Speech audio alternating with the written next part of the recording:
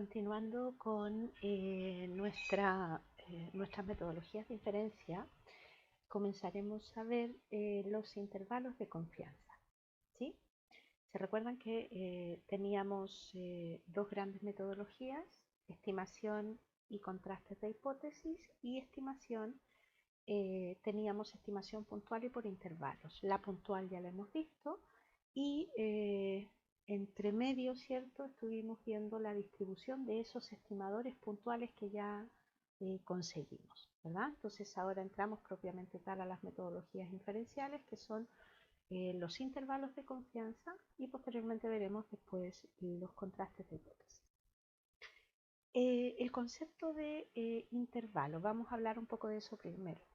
En general, recuerden que nosotros tenemos estimadores puntuales que son estimadores del parámetro, pero son una cantidad fija, única, ¿cierto?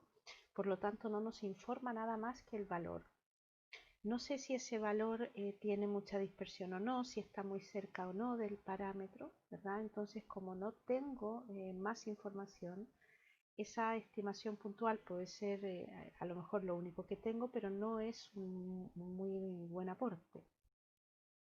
Por lo tanto, lo que buscamos es una metodología que nos permita acercarnos más al parámetro, pero con algo más de información. Y es por esto que incorporamos todo el conocimiento de los modelos de probabilidad para construir esta metodología. ¿De acuerdo? Incorporamos también un concepto aquí, que es el concepto de la confianza o la credibilidad, ¿cierto? De la que rodea a los intervalos de confianza, y a esa credibilidad o confianza le vamos a llamar 1 menos alfa. ¿De acuerdo? Bien, veamos el concepto. Nosotros tenemos una muestra aleatoria, ¿cierto?, de una población, y esa muestra aleatoria de esa población, ¿cierto?, indica que tenemos una variable aleatoria con su propia función de probabilidad, ya sea discreta o continua. ¿De acuerdo? Importante entonces que considerando el nivel de confianza con el que vamos a hacer las estimaciones, ¿cierto?, por intervalos, es que el objetivo final es conseguir estos dos valores, H1 y H2, que representamos como los límites del intervalo, ¿de acuerdo? A lo que le vamos a llamar límite inferior y límite superior. Ahora, la metodología que nosotros vamos a usar se llama metodología del pivote, pero tenemos que aclarar primero qué es un pivote. Entonces vamos a llamar pivote, ¿cierto?, para un determinado parámetro. Aquí está generalizado en el parámetro θ. Llamaremos pivote para el parámetro cualquiera, ¿cierto?, a un valor que primero tiene que involucrar al parámetro, y segundo, que la distribución no depende de ese parámetro, que es lo más importante, porque como ese parámetro en realidad es lo que queremos estimar y es desconocido, la distribución no puede depender de él, porque si no, no sería conocida. Entonces, con estos dos requisitos vamos a utilizar un pivote para construir los intervalos. Entonces, ¿cómo funciona? Lo primero, elegimos dos valores, ¿cierto? Los vamos a llamar lambda 1 y lambda 2, tales que esa función, ¿cierto?, esté delimitada por el nivel de confianza con el que vamos a hacer las estimaciones, ¿cierto? Y ese pivote debe contener al parámetro, ¿cierto?, pero en definitiva la distribución no. Entonces, una vez que determinamos estos dos valores alfa asociados al nivel de confianza y a la distribución del estimador, ¿verdad?, del parámetro que estamos estudiando, entonces vamos a proceder a la segunda etapa, que es el despeje. Vamos a despejar de allí, de esa función, vamos a despejar el parámetro para conseguir el intervalo. ¿De acuerdo? Ahora mismo lo vamos a ejemplificar. Antes decir que los intervalos que nosotros vamos a construir son, o la metodología del pivote, son intervalos con la mayor precisión que se puede tener, ¿cierto? Y se llaman de longitud mínima porque son los más precisos, ¿no? Y eso es porque están siempre centrados. En general en torno a la media, pero aun cuando no sea en torno al promedio, están centrados, ¿cierto? Eso significa que las áreas de probabilidad son las mismas, ¿cierto? Tanto por la parte superior como inferior. Entonces, vamos a explicar esto con el modelo normal, por ejemplo. Se fijan, un modelo normal es simétrico, ¿cierto? Y cuando yo quiero, por ejemplo, indicar el 95%, el área que representa el 95%, ¿cierto? Los puntos críticos que delimitan esa área serían el 25% por la derecha, perdón, el 2,5% y el 2,5% en el lado izquierdo. ¿Se fijan? Entonces, cuando yo digo el nivel de confianza del 95%, los puntos críticos que delimitan esa región de confianza están dados por, en este caso, esos dos valores. Entonces, cuando hablábamos antes de los lambda 1 y lambda 2, son esos valores que son los que delimitan el nivel de confianza 1 menos alfa con el que nosotros comenzamos, ¿verdad?, a desarrollar esta metodología. Bien. Perfecto. Entonces vamos a ver nuestro primer caso, que sería el intervalo para mu, para la media mu, con sigma conocido. Entonces tenemos la variable aleatoria original, ¿cierto? Que ya sabemos que es normal, con media mu desconocida obviamente, y en este caso suponemos que sigma sí es conocido. Ya sabemos que esta situación no es la real, lo habitual es que no lo tengamos, pero vemos el caso igualmente. Algunas veces se hacen censos y por lo tanto en ese caso sigma sí sería conocido. Bien, entonces de esta variable aleatoria original, ¿cierto?, se extrae una muestra aleatoria con un determinado nivel de confianza 1 menos alfa, que ya sabemos debe estar definido para que queden delimitados los puntos críticos de la región de confianza. Y entonces vamos a definir el famoso pivote. En este caso, nuestro pivote va a ser, dijimos que tenía que ser el estimador que involucrara al parámetro, ¿cierto? Pero que además la distribución no tenía que depender del parámetro. Entonces,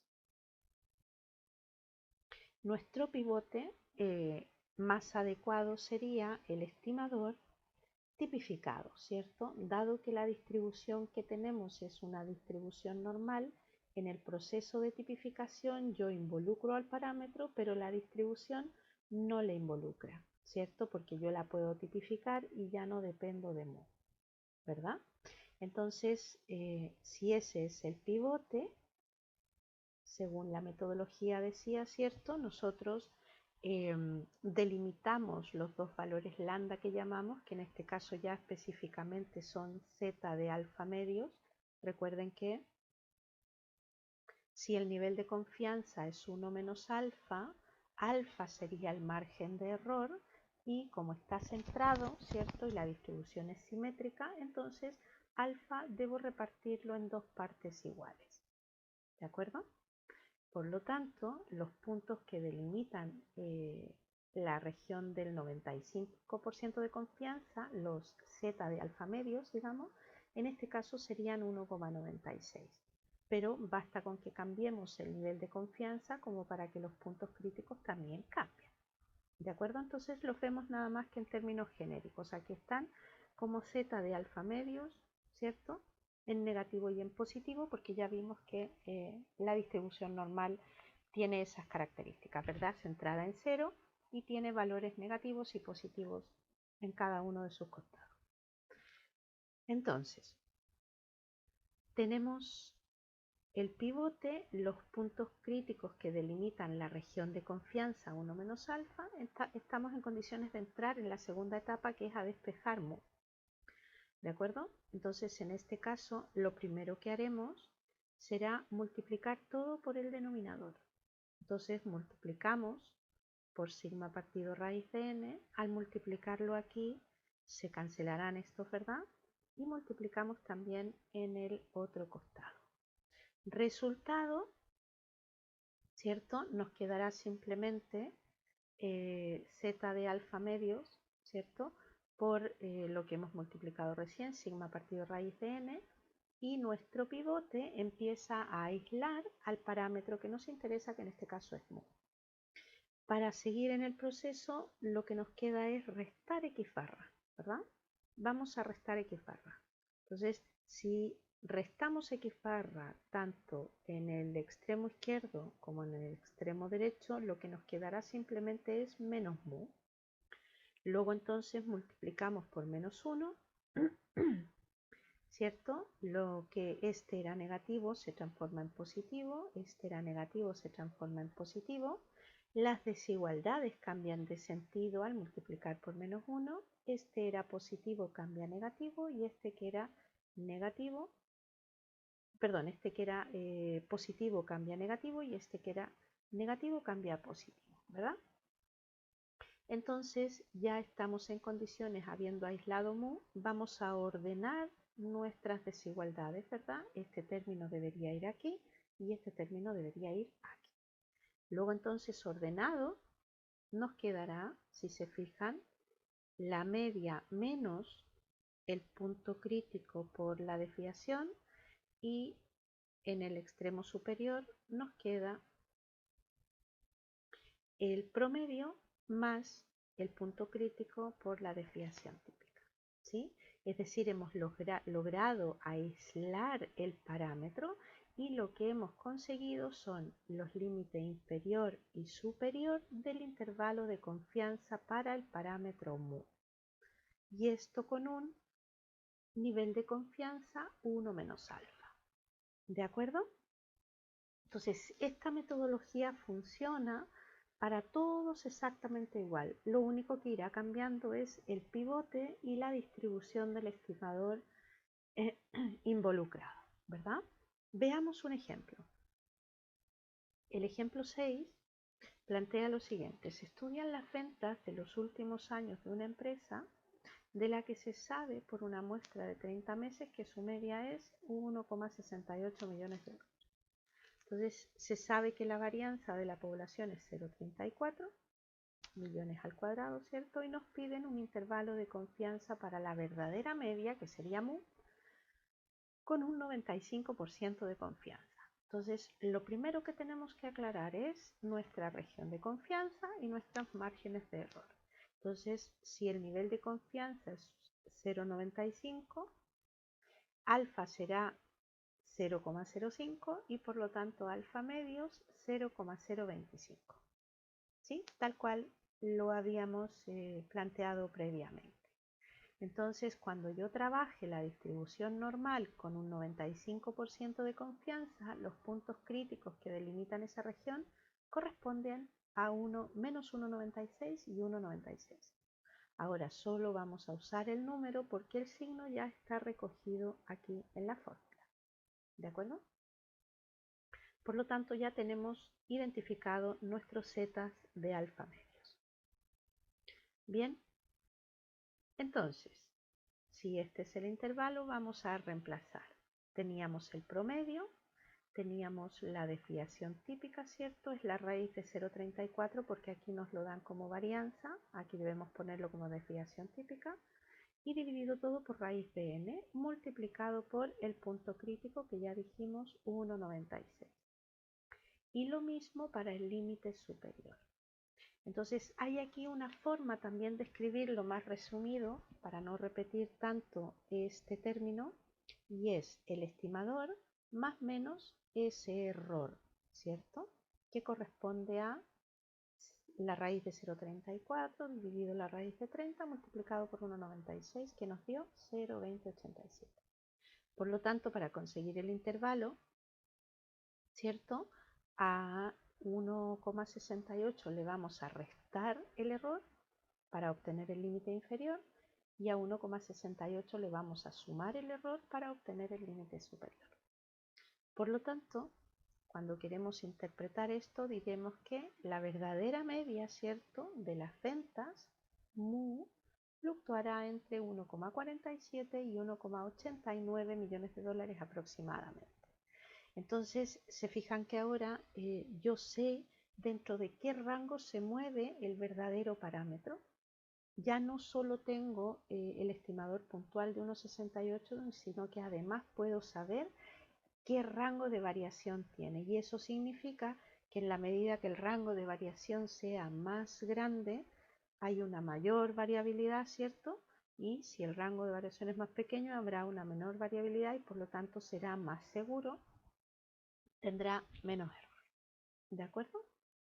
Perfecto. Entonces, como el desarrollo es muy similar, dejamos de tarea la situación con la media para varianzas o desviaciones desconocidas, ¿cierto? En donde la única diferencia estará en que el pivote utilizará el estimador de sigma y por lo tanto la distribución involucrada ya no será z, sino será una t de student. Pero pueden hacer el desarrollo exactamente igual, ¿sí?